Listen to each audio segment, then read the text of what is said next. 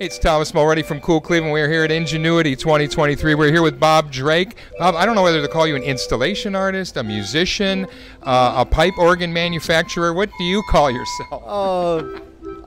Sound artist, usually. It's kind of a generic umbrella term that gets all the bases. Yeah.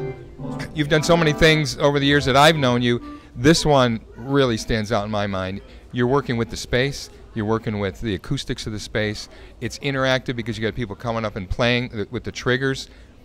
Tell me about all the different ways this piece works. So the original impetus was working with pipe organs, tuning in churches, and those are pretty inaccessible instruments. They don't let you come in and monkey around and play what you want. And when I finish tuning, I always want to like jam out.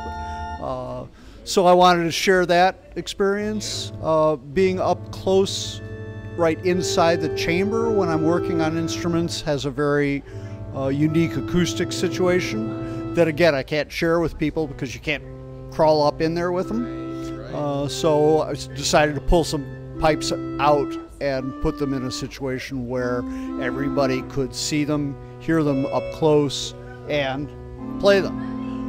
The best part about this is really the 2 to 6 year old kids that come in and start banging around, and within minutes they are playing some kind of patterns and rhythms. It's innate, and it just it makes the whole thing for me. I was worth all of the months of effort to build this, to have that experience of working with those kids. I just saw this guy just walked in, little young guy, and started out slow, but within 30 seconds he had a rhythm going, he had melody going. It was like, wow. Yeah, no, the future of music is good. AI doesn't do that. No. Got nothing on us. Bob, thanks so much for taking a moment. Thank you for visiting. It's nice to see you again. Nice to see you. Okay.